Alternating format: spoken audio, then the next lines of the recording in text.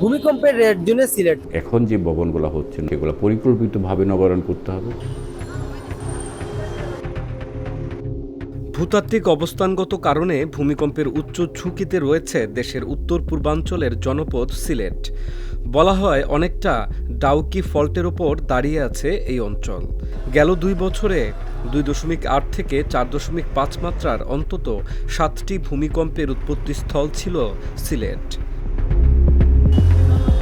২০২১ সালে টানা কয়েক দফা ভূমিকম্পের পর তড়িঘড়ি করে ঝুঁকিপূর্ণ ভবনের জরিপ করা হয়। নগরীর Surma market, city super market, Madhuban super market, সমবায় মার্কেট, মিতালি ম্যানশন, রাজা ম্যানশন সহ ২৪টি ঝুঁকিপূর্ণ ভবন বিশেষজ্ঞরা ভাঙার নির্দেশ দিলেও এখনও রং ঘষামাজা করেই চলছে কার্যক্রম। শহরের ঝুঁকিপূর্ণ ভবনগুলো দ্রুত অপসারণের দাবি স্থানীয়দের।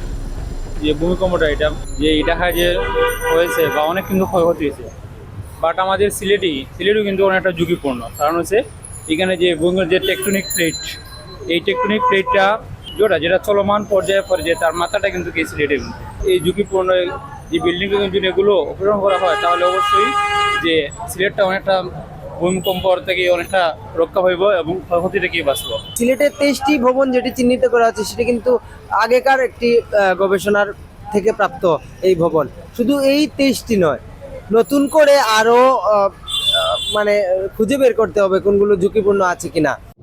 ভূপ্রকৃতিগতভাবে দেশে ঝুঁকিপ্রবণ এলাকার তালিকায় সিলেটের অবস্থান উপরের দিকে। উৎপত্তিস্থল ডাউকি ফল্টের অবস্থান সিলেটের খুব কাছাকাছি থাকায় যে কোনো সময় ঘটতে পারে বিপর্যয়। বিশেষজ্ঞরা বলছেন ডাউকি ফল্টের নিকটবর্তী হওয়ায় বড় বিপদের আশঙ্কাও বেশি। জিওলজিক্যালি আমাদের ঢাকার চেয়ে সিলেট বরং আরো বেশি রিস্ক আছে। কারণ হচ্ছে যে আমাদের সিলেটের একদম কাছাকাছি, সিলেটের উত্তরে সীমান্ত ঘেঁষেই প্রায় পূর্ব পশ্চিমে বিস্তৃত বেশ বড় একটা ফল্ট আছে এবং তার শাখা প্রশাখা আছে, সব মিলিয়ে আমরা ফল্ট সিস্টেম বলি। তো সেটা হচ্ছে ডাউকি ফল্ট সিস্টেম। তো ডাউকি ফল্ট সিস্টেমে কিন্তু অতীতে বড় বড় ভূমিকম্প হয়েছে। সেই কারণে আমরা মনে করি যে সিলেটে ভূমিকম্প হওয়ার সম্ভাবনা অনেক বেশি এবং বড় ধরনের ভূমিকম্প হতে পারে। আমরা যে 23টা বিল্ডিং এর কথা বলছি, এই 23টা বিল্ডিং র্যান্ডমলি আমরা সিলেক্ট করেছিলাম 6,000 বিল্ডিং এর মধ্যে, কিন্তু সিলেটে তো 42,000 বিল্ডিং আছে, 42 থেকে 44,000-এর মতো। তো আমাদের তো বাকি বিল্ডিং গুলি ক্লাসিফাই করা হয়নি, তখন তাড়াহুড়োর মধ্যেই মানে 6,000 বিল্ডিং র্যাপিড ভিজুয়াল ইন্সপেকশনের মাধ্যমে করেছি। এটা র্যাপিড ভিজুয়াল ইন্সপেকশনে আমাদের 42,000 বিল্ডিং করা উচিত। তাতে কি হবে, আমরা কোন বিল্ডিং এর কি অবস্থা এটা জানতে পারবো। এই ডাটাবেসটা সিটি কর্পোরেশনের হাতে থাকবে, তখন আমরা ওইভাবে মেজারমেন্ট নিতে পারবো। অপরিকল্পিত নগরায়ন বর্তমান ঝুঁকি আরও বাড়াচ্ছে। ফায়ার সার্ভিসও দিচ্ছে একই সতর্কবার্তা। এই এলাকায় কিন্তু অপরিকল্পিত প্রথম ঘরবাড়ি বা এবং ভবনগুলো অপরিকল্পিতভাবে ছিল, এখনও তো আছে সেগুলো।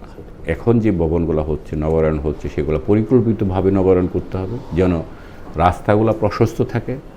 আর বিল্ডিং কোড মেনে তো করবেই, ভূমিকম্প সহনশীল বিল্ডিং যাতে ভবন নির্মাণ করে সেটা হলো আরও ভালো হয়। এদিকে ঝুঁকিপূর্ণ ভবনগুলোর কাগজপত্র যাচাই করে পরবর্তী ব্যবস্থা নেওয়া হবে বলে জানিয়েছে সিটি কর্পোরেশন। সম্প্রতি সময়ে গত 10-12 বছর যাবত যে সমস্ত ভবন অনুমোদন দেওয়া হচ্ছে, এগুলি বিল্ডিং কোড মেনে দেওয়া হচ্ছে। সেই দিকে সিলেট সিটি কর্পোরেশন এলাকায় 23টি ভবন চিহ্নিত করা হয়েছিল 2019 সালে। এগুলি আপনার কিছু ভবন, কিছু সুপারিশ ছিল, তারা ইমপ্রুভ করেছে করে সিটি কর্পোরেশন তারা সার্টিফিকেট কিভাবে জমা দিয়েছে সেটা আমাদের দেখতে হবে। আর সেটা জাতীয়ভাবে আসলে এটা একটা কমিটি হচ্ছে। সরকার এই বিষয় নিয়ে খুবই সেন্সিটিভ এবং কাজ করছে। এই বিষয়ে একবারে সরকার উচ্চ পর্যায়ে থেকে ডিরেকশন আসবে, যেখানে আসবে এটা আমরা আসলে এইভাবে রিউমার দিয়ে যে এটা ভাবছে ওটা ভাবছি matter of spreading rumour, it's a technical issue and we have to handle it very technically. ভূমিকম্প ঝুঁকি মোকাবেলায় প্রস্তুতির ঘাটতি আর ঝুঁকিপূর্ণ ভবন অপসারণে ধীরগতি বাড়িয়ে দিচ্ছে উদ্বেগ। বিশেষজ্ঞদের মতে দ্রুত সিদ্ধান্ত ও কার্যকর পদক্ষেপ ছাড়া বড় বিপদের ঝুঁকি এড়ানো কঠিন।